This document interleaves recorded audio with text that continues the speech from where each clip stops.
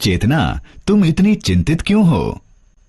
भैया, मैं चिंतित नहीं हूँ, लेकिन व्यस्त हूँ। असल में मुझे मेरे चाचा के लिए बहुत काम करना है। आप इन नंबरों के साथ क्या कर रहे हो? भैया, ये नंबर नहीं है, ये लेनदारों और चाचा के किराने की दुकान के देनदारों के रिकॉर्ड हैं। लोग उनकी दुकान से बहुत सा सामान उधार ले जाते हैं, इसलिए उन्हें उनकी राशि का रिकॉर्ड रखना पड़ता है। उनमें से कुछ थोड़ी ही राशि का भुगतान करते हैं, इसलिए उन्हें शेष राशि को अगले महीने की राशि के साथ जोड़ना पड़ता है। ये बहुत ही कंफ्यूज करने वाला और गंदा काम है। उन्होंने इस रिकॉर्ड की गणना करने का काम मुझे दिया है। ओह, मुझे पता है, ये बही खाता है। आप बहुत चालाक हैं। आपको सब कुछ पता है, लेकिन आप ऐसे दर्शाते हैं जैसे कुछ पता ही ना हो। नहीं, मैं नहीं हूँ, लेकिन निश्चित रूप से मैं तुम्हें एक आसान तरीके से इस डाटा के साथ काम करना सिखा सकता हूँ। ओह, सच में? मुझे पता है कि इसके लिए आप मुझे कंप्यूटर का उपयोग करने का सुझाव देंगे। हाँ, फिर से एप्लीकेशन या सॉफ्टवेयर हमें आसानी से डाटा के इस तरह के काम करने में मदद करता है। इस सॉफ्टवेयर को क्या कहा जाता है? इसे माइक्रोसॉफ्ट एक्सेल कहा जाता है। चलो इसके बारे में जानते हैं। इस मॉड्यूल को पूरा करने के बाद आप इसमें सक्षम हो जाएंगे। एमएस एक्सेल को एक इलेक्ट्रॉनिक स्प्रेडशीट के रूप में पहचानें। एमएस एक्सेल वर्कबुक विंडो का वर्णन। छोटे बजट बनाने के लिए एमएस एक्सेल का प्रयोग करें। हम जानते हैं कि माइक्रोसॉफ्ट एक्सेल या MS Excel MS Office suite के साथ आता है। एमएस एक्सेल एक इलेक्ट्रॉनिक स्प्रेडशीट है। यह वर्कशीट कागज की नकल करके पेपर वर्कशीट या डाटा प्रबंधन के कार्य में प्रयोग होता है। एमएस एक्सेल विभिन्न प्रकार के फीचर जैसे तेज गणना, विश्लेषण, रेखांकन और चार्ट और गणना की स्वतः अपडेट प्रदान करता है। एमएस एक्सेल एक बहुत शक्तिशाली और लचीला ग्राफिकल प्रेजेंटेशन टूल है। ये टूल ग्राफ्स या चार्ट्स है। बड़े और जटिल डाटा को किसी स्थिति के क्विक विश्लेषण के लिए ग्राफ्स और चार्ट के माध्यम से ग्राफिकल रूप में प्रस्तुत किया जा सकता है। एमएस एक्सेल को हम आसान से मुश्किल बजट, बड़ा और जटिल डाटा जमा और कैलकुलेट और विभिन्न प्रकार की गणना की रिपोर्ट जैसे कैश फ्लो स्टेटमेंट्स का उपयोग करने के लिए प्रयोग करते हैं। एमएस एक्सेल का उपयोग शुरू करने से पहले एक्सेल को चलाएं या शुरू करें और विंडो या तत्वों के बारे में जानें। एमएस एक्सेल चलाने के लिए स्टार्ट बटन पर क्लिक करें। माउस को ऑल प्रोग्राम्स पर ले जाएं। माइक्रोसॉफ्ट ऑफिस पर क्लिक करें। माइक्रोसॉफ्ट ऑफिस एक्सेल 2007 पर क्लिक करें। डिफॉल्ट नाम से एक नई वर्कबुक बनेगी, बुक 1। एक वर्कबुक के कई सारे भाग माइक्रोसॉफ्ट ऑफिस एप्लीकेशन के समान होते हैं, जैसे एमएस वर्ड के कुछ मेन्यू एमएस एक्सेल से मिलते हैं। एक्सेल जहां अपना सारा डाटा स्टोर करता है, उसे वर्कबुक कहते हैं। ये कई वर्कशीटों से मिलकर बना है। इन सभी में डाटा स्टोर कर सकते हैं। एक्सेल की वर्कशीट रो और कॉलम से मिलकर बनती है। सभी वर्कशीट में ज्यादा से ज्यादा 65,536 रो और 256 कॉलम होते हैं। डिफॉल्ट के कारण एक नई वर्कबुक में 3 वर्कशीट होती है। एक वर्कशीट का नाम स्क्रीन के नीचे स्थित शीट टैब पर दिखाई देता है। डिफॉल्ट के कारण इनके नाम हैं शीट 1, शीट 2, शीट 3। हम वर्कशीट का नाम अपनी जरूरत के हिसाब से उसकी पहचान के लिए बदल कर रख सकते हैं। उदाहरण के लिए हम लेनदारों की सूची, देनदारों की और बेचे हुए माल की सूची के नाम पर इसका नाम बदल कर रख सकते हैं। शीट का नाम बदलने के लिए जिस शीट का नाम बदलना है उसके शीट टैब पर डबल क्लिक करें। मौजूदा शीट टैब का नाम का चयन हो जाएगा। मौजूदा नाम को बदलने के लिए नया नाम लिखें। वैकल्पिक रूप से आप नाम बदलना चाहते हैं तो शीट टैब पर राइट क्लिक करें। शॉर्टकट पॉपअप से नाम बदलने का चयन करें। शीट टैब पर मौजूदा नाम का चयन हो जाएगा। नाम बदलने के लिए मौजूदा नाम की जगह पर नया नाम लिखें। हमें एक वर्कबुक में 3 से अधिक वर्कशीट की आवश्यकता हो सकती है। MS एक्सेल मौजूदा वर्कशीट के अंत में या पहले हमें वर्कशीट को जोड़ने या सम्मिलित करने की अनुमति देता है। जल्दी से मौजूदा वर्कशीट के अंत में एक नई वर्कशीट सम्मिलित करने के लिए शीट टैब्स के अंत में मौजूद वर्कशीट टैब पर क्लिक करें।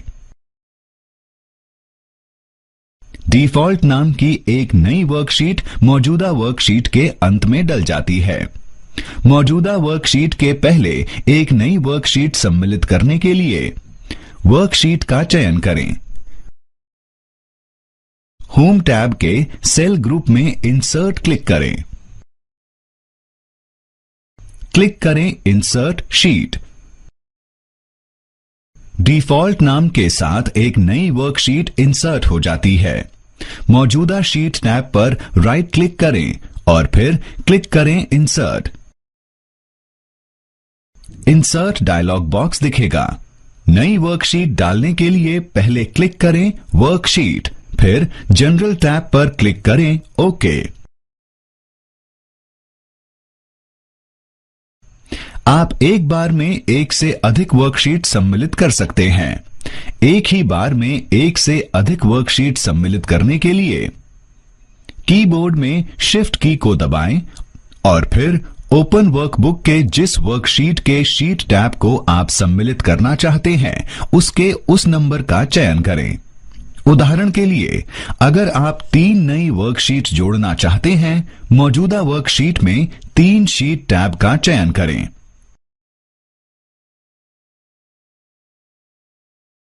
होम टैब के सेल ग्रुप के इंसर्ट ड्रॉप डाउन मेन्यू पर क्लिक करें। क्लिक करें इंसर्ट शीट।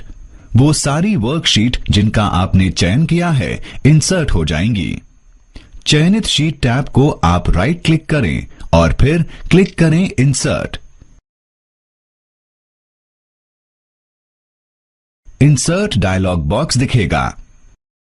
क्लिक करें वर्कशीट और जनरल टैब पर क्लिक करें ओके। समान नंबरों की चयनित वर्कशीट इंसर्ट हो जाएगी। इच्छानुसार नंबरों की वर्कशीट नई वर्कबुक में बनाने के बाद आप बाद में उपयोग के लिए इसे उपयुक्त नाम के साथ सेव। चलिए जानते हैं कैसे एक नई वर्कबुक बनाएं। मौजूदा वर्कशीट के अंत में एक नई वर्कशीट जोड़ें। शीट 1 का नाम बदलें और उसे वर्कबुक में सेव करें। नई वर्कबुक बनाने के लिए स्टार्ट बटन पर क्लिक करें। माउस को ऑल प्रोग्राम्स पर ले जाएं। माइक्रोसॉफ्ट ऑफिस पर क्लिक करें। माइक्रोसॉफ्ट ऑफिस एक्सेल 2007 पर क्लिक करें। एक नई वर्कबुक बनेगी, बुक 1। मौजूदा वर्कशीट के अंत में एक नई वर्कशीट शामिल करने के लिए शीट टैब्स के अंत में इंसर्ट वर्कशीट टैब पर क्लिक करें। मौजूदा वर्कशीट के अंत में डिफॉल्ट नाम से नई वर्कशीट इंसर्ट हो जाती है। नाम बदलने के लिए sheet 1, double click sheet 1 tab. अपनी इच्छानुसार शीट 1 का नाम लिखें। वर्कबुक सेव करने के लिए ऑफिस बटन पर क्लिक करें और चुनें save. Save as dialog box दिखेगा। वर्कबुक सेव करने के लिए स्थान और फोल्डर का चयन करें। फोल्डर को खोलने के लिए उस पर डबल क्लिक करें। कॉम्बो बॉक्स फाइल नाम में अपनी इच्छानुसार वर्कबुक फाइल का नाम लिखें।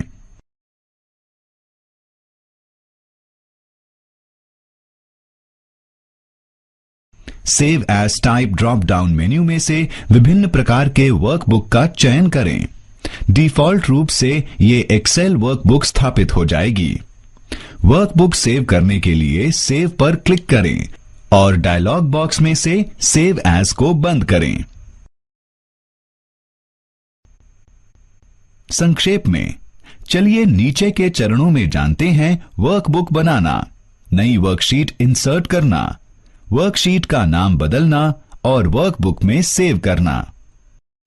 चरण 1, स्टार्ट बटन पर क्लिक करें। चरण 2, माउस को ऑल प्रोग्राम्स पर ले जाएं। चरण 3, माइक्रोसॉफ्ट ऑफिस पर क्लिक करें। चरण 4, माइक्रोसॉफ्ट ऑफिस एक्सेल 2007 पर क्लिक करें। चरण 5, शीट टैब्स के अंत में इंसर्ट वर्कशीट टैब पर क्लिक करें। चरण 6, शीट 1 टैब पर डबल क्लिक करें। चरण 7, अपनी इच्छानुसार शीट 1 का नाम लिखें। चरण 8, ऑफिस बटन पर क्लिक करें और चुनें सेव। चरण 9, स्थान और फोल्डर का चयन करें। चरण 10, कॉम्बो बॉक्स फाइल नाम में फाइल का नाम लिखें। चरण 11, save as type drop down सूची में विभिन्न प्रकार की वर्कबुक का चयन करें। चरण 12, सेव पर। संक्षेप में इस विषय पर चर्चा करते हैं। MS एक्सेल एक इलेक्ट्रॉनिक स्प्रेडशीट है। यहां वर्कशीट कागज की नकल करके पेपर वर्कशीट या डाटा प्रबंधन के कार्य में प्रयोग होता है।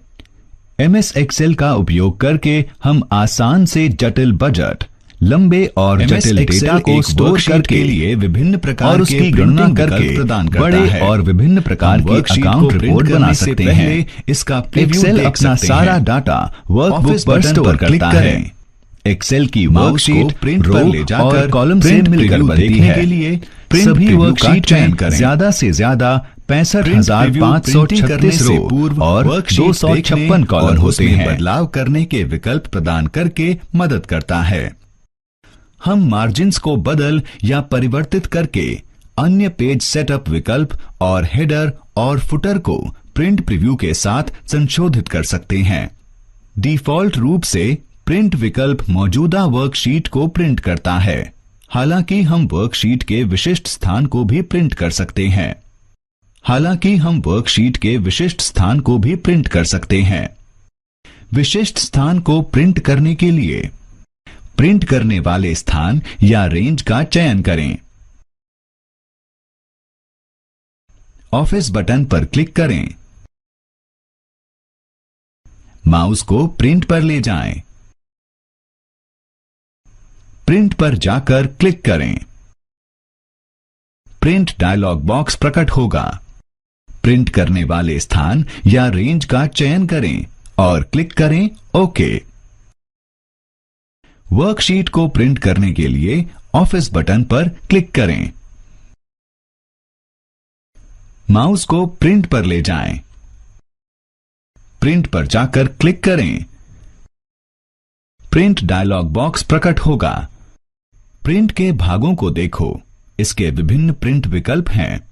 एक विकल्प पर क्लिक करें और फिर चयनित विकल्प के साथ वर्कशीट प्रिंट करने के लिए ओके क्लिक करें। डिफॉल्ट रूप से एक्टिव शीट आपको चयनित वर्कशीट प्रिंट करने की अनुमति देता है।